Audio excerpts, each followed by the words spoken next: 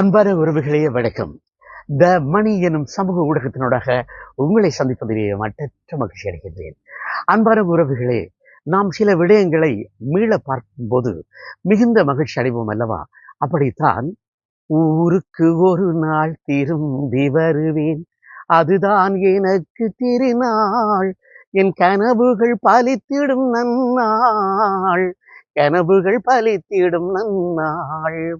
மாமியார் வீடு திரைப்படத்திலே இடம்பெற்ற இந்த பாடல். இந்த படத்திலே சுப்பியா முக்கியமான பாத்திரத்திலே நடித்திருந்தார். அதையும் இவ்விடத்தில் நான் குறிப்பிட்டுக் கொள்ளலாம். இலங்கை இந்திய கூட்டு தயாரிப்பாக வெளிவந்த இந்த திரைப்படம் அந்த காலத்திலே இலங்கை படமாக பார்த்து ரசித்த படங்களிலும் இந்த படம் மிகவும் முக்கியமான ஒரு படமாக நாங்கள் இந்த இடத்திலே குறிப்பிட்டுக் கொள்கின்றேன். இந்த பாடலை ஏன் இந்த இடத்துல நான் சொல்லுகின்றேன் என்றால், ஏகேஎஸ் வீதியில எனது நண்பருடைய வாகனத்துல வந்து கொண்டிருந்தேன். அதாவது 3ஆம் இடத்திலிருந்து நான் ஆரம்பித்தோம். ஆரம்பித்த உடனே ஒரு பாடசாலையை பார்த்தேன். அதுதான் பெரியகுளம் பாடசாலை. நாச்சிமுடியை சுற்றியுள்ள மக்கள், அநேக மாணவர்கள் பெரியபுரம் அல்லது குளங்கரையில் ஆரம்ப கல்வியை கற்பது வழக்கம்.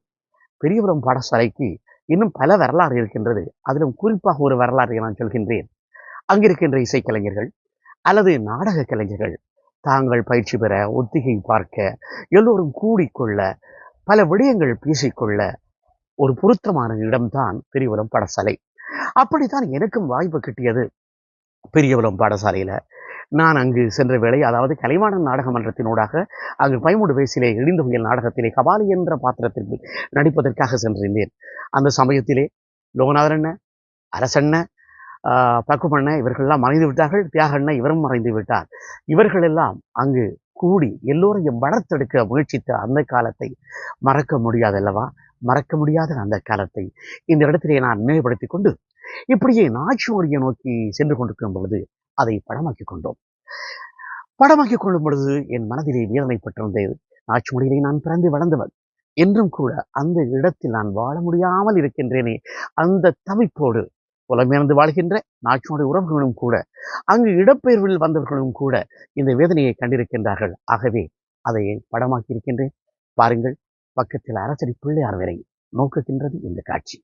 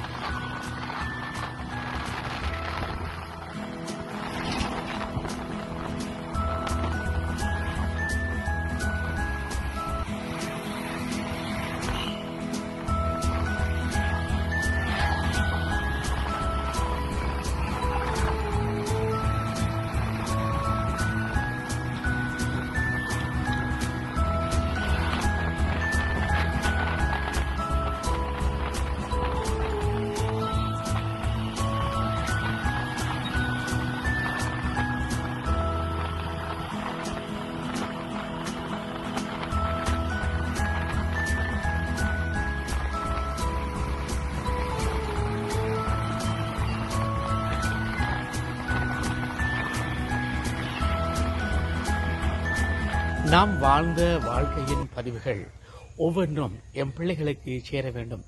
அப்படி சேர்ந்தால்தான் அவர்களும் தங்களது பிள்ளைகளுக்கு கடத்துவார்கள். கடத்தும் பொழுதுதான் தமிழும் தாய் மண்ணும் வாழும். அன்பு உறவுகளே, நீங்களும் உங்கள் பதிவுகளை இத்தோடு இணைத்துக் கொள்ளலாம். உங்களுக்கு நினைவிருக்கின்றதா?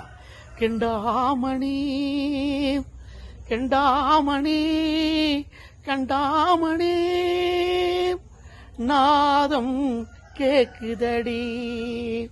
இந்த பாடல் தெய்வம் தந்த வீடு என்கின்ற திரைப்படத்திலே இடம்பெற்றது.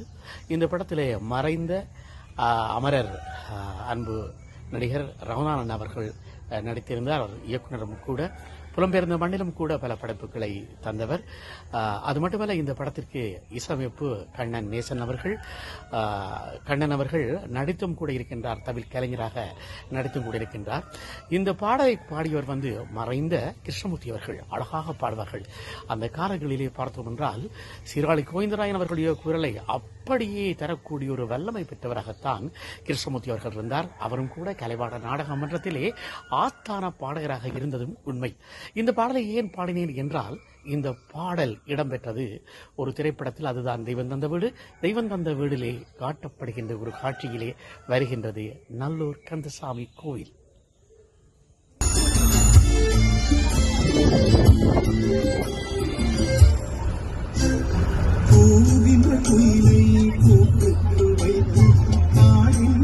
நல்லூர் பற்றிய பல விடயங்கள் இருக்கின்றன. குறிப்பாக ஒரு விடயத்தை மட்டும் இந்த இடத்திலே நான் குறிப்பிட ஆசைப்படுகின்றேன்.